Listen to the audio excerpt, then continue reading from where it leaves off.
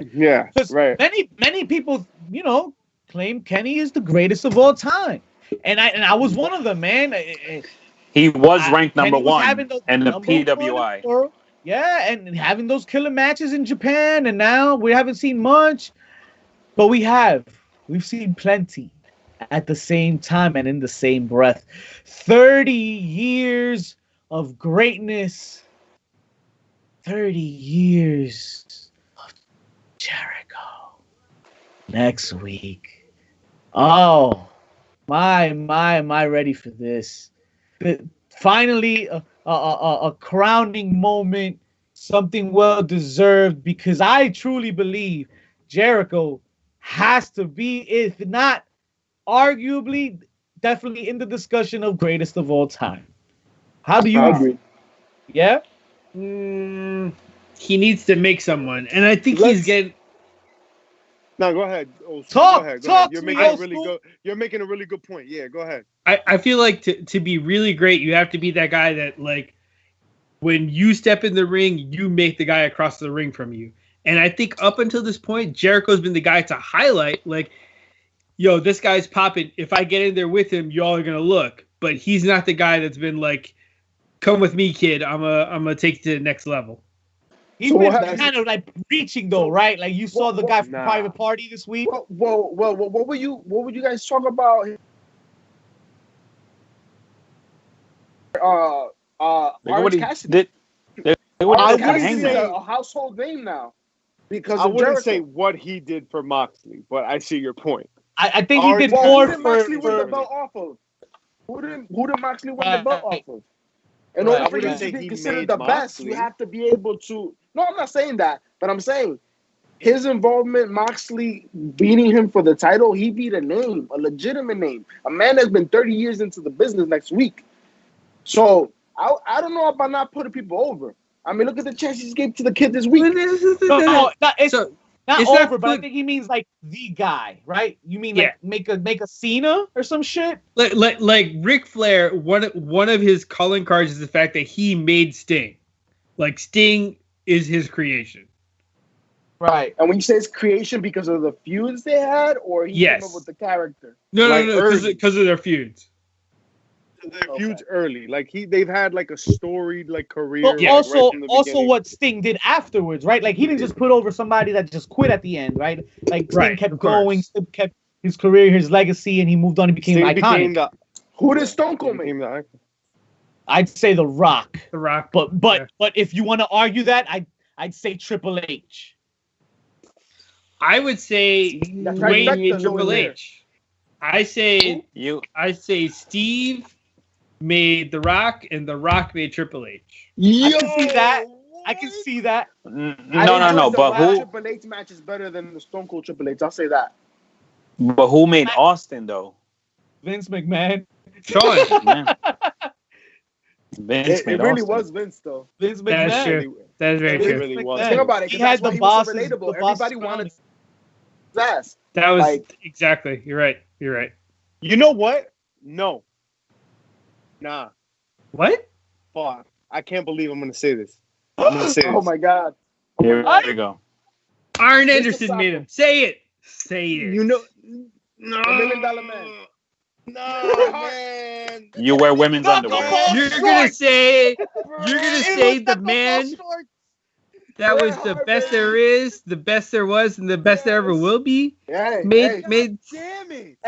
And many can say he made also. Bret Hart also made Shawn Michaels. I'm just saying. That, you know what? Is a match that is yet to be replicated. I'm just saying. He made two guys. He made two guys. And this guy made two guys. Made Owen Hart.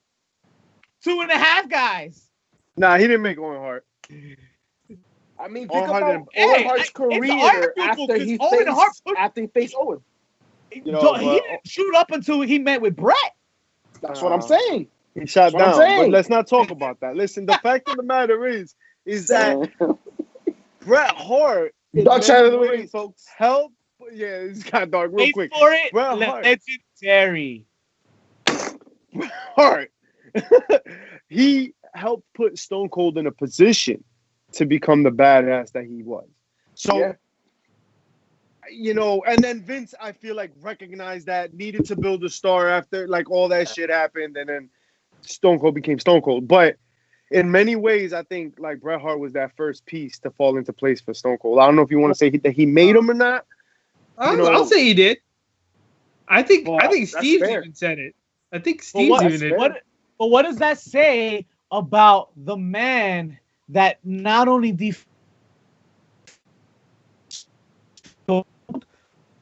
Kyle, say you get Kyle. Yo, Stuttering Stanley, you want to give that shit a second try or what? Well, I guess it cut off in the audio. I didn't stutter, but The Rock and Stone Cold in the same night. The Ayatollah of Cock and Bola? And it's I want everybody to know this. I want everybody to know that we've been saying that shit since high school. Yo, we've been saying the Ayatollah of Cock and Bola forever. All right, I don't want to hear none of that. Oh man! Who has Jericho made then? Oh man, I'd want to say that is Kurt the Angle. question. Kurt Angle. He made Kurt Angle. Yeah, he assisted. I would say that. Orange Cassidy, most recently. Yeah, but to the degree you know who I might say? You know who I might say? Mr. John Cena. I'd say Edge made Cena more than Jericho did. Yeah, I didn't feel like they hit like at the same. You know what I mean? Like they weren't hitting strides. Jericho. Should we say Stone Cold and Rock made Jericho? Put over Jericho? They put him over right that night, I guess. Oh, The Rock helped because The Rock and Jericho had plenty of matches. Triple H. Can I tell you who I think made him over? Triple H and Jericho on Raw for the title. You know who made Jericho like his whole career? Benoit. Chris Benoit. I was gonna say dating back to New Japan, yeah. Yeah, they both, you know, every promotion they got in together, they stepped foot against each other and they made each other. Facts. I'm just I don't know who Jericho other than Orange Cassidy, right? Like someone that he really set up for a lot of success. Maybe Kevin Owens, but he was already hitting his stride. He was already kind of hit. Yeah. Kevin Owens was the guy he helped out. He came back every he helped after that was helping. But I think Cena sort of made him, right? I say anybody he faces, he does work for. It's a good opportunity for him. I mean, look at what he did for Fandango.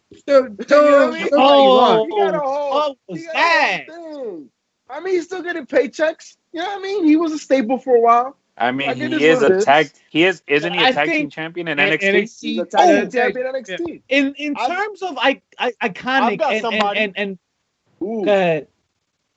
I don't know if you'll agree, and many will not, which is why I want to say it so bad. But one person that Jericho helped get over, especially in a place or in a market in which that person was not over, is Kenneth Omega. Woo! Jericho brought more American eyes to the New Japan product. I will. I think that will be the hands down accomplishment in Jericho's career. All those WWE eyes. Damn. Yeah. That's not all those WWE eyes. Omega. Yeah. Like Omega's a tremendous talent. You're right. You know? Like I want to be like, fuck you. No, he didn't. But like, you can't argue that. But in terms of putting them in a position to succeed and delivering, Jericho delivered a hell of a run out there. He really helped set Omega up for AEW. Facts. But then he forgot. I can agree to that. I can agree to that for sure. So because I mean, like, outside of like the wrestling nerd and all of us, like, who knew Kenny Omega?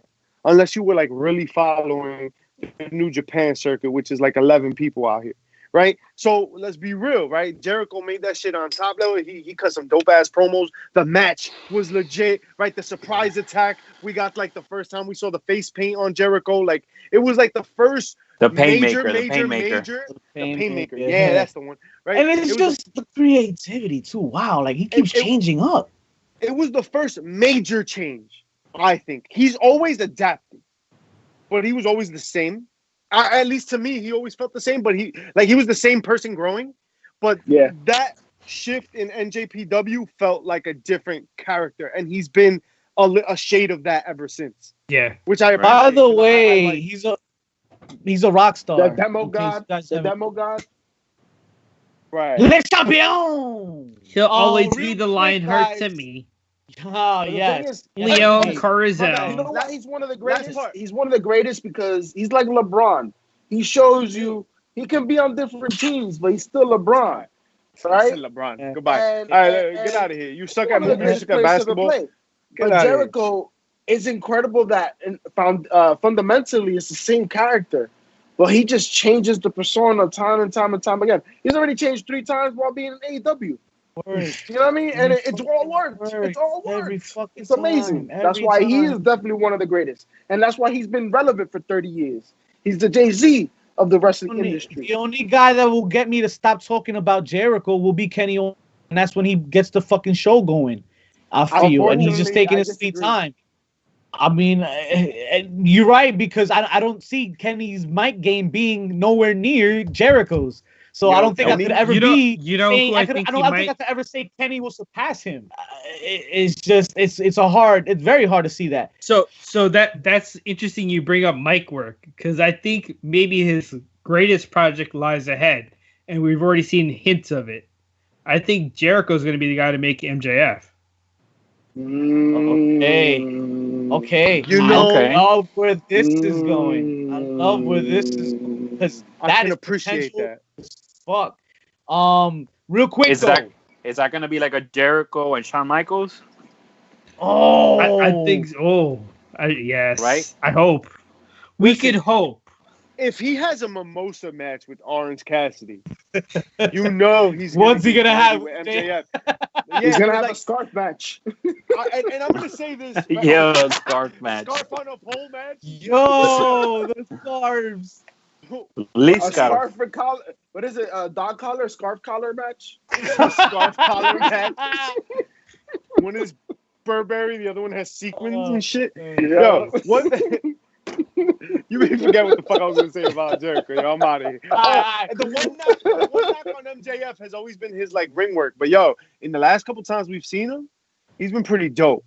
And him performing the way he did against Moxley really, really makes me feel good about the potential of him with the Jericho in a match where Jericho's willing to go somewhere that he hasn't gone before, right? So like a mimosa match is like the gimmicky side, like the funky side. But remember we got like the Asylum, right? With Dean Ambrose once upon a time. Like he's willing to do weird shit. Let's fucking go there. And I hope he goes in a more interesting, more dangerous, more violent way with MJF to really set him up really and really make him as a professional wrestler. And let's remember one thing. Let's remember the fact that MJF is a heel and always has been a heel, always will be a heel. And a heel, quintessential heel, does not do too much in the ring. But doesn't mean that he can't. He can go when he needs to. That's what he needs. Maybe that's what we need to get him to that next level. Maybe that's what we'll get when we see him up against Jericho. Because anyone who goes up against Jericho shines. I love what I see right now. Time will definitely tell. Real quick though, I want to get everybody's favorite Jericho moment out real quick, and we'll go around real quick because we got to cover the heels of the week for sure. And I know we're gonna mention Jericho's name again. I can almost feel it. But real quick, anybody want to jump in with their favorite Jericho moment? My favorite Jericho moment's the next one because it's always so good. It's always so good, and I'm always looking forward to it. That MJF and Jericho moment. As funny and funky as it's been at the end when Sammy's like, "What a loser!" Yo, don't say that. Like, yo, he made it interesting, even if he's gonna be douchey anyway. Like that little nuance, like little things like that. Like Jericho has really mastered the art. My favorite Jericho moment is the next one. Also, when he came out as Y2J that first time, that's two moments though. No, but you want all the moments, bro. This guy. Wow. Why don't you just throw in listed Jericho and the lighting jacket guy too? We'll just. Oh no! You start now. You taking mine too. So that's old school and mischief already. Now, Well, no. Hold on. I got mine. And as an old school individual, I'm gonna go with his list of 1,004 holds. Oh, I hate all of you, man. Armbar. Yes. That is a Arm classic, drag. Yo, he really said that shit over like 3 commercials. He did like 3 or 4 seconds. The people in the crowd are like, "Hey, bro, how many arm drags are there?" JP, what was your favorite Jericho moment? There's so many.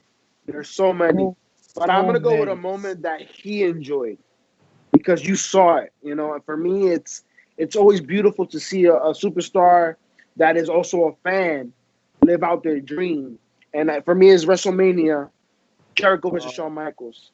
Nice. Like, you can just tell the investment. You can tell the butterflies. Like, it was raw, it was authentic.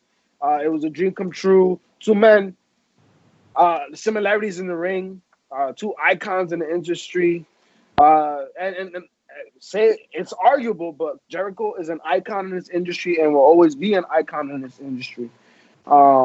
Yeah, that's definitely one of my favorite moments. Since people like to share too many moments and steal some other moments. You guys remember when he won the title from Triple H?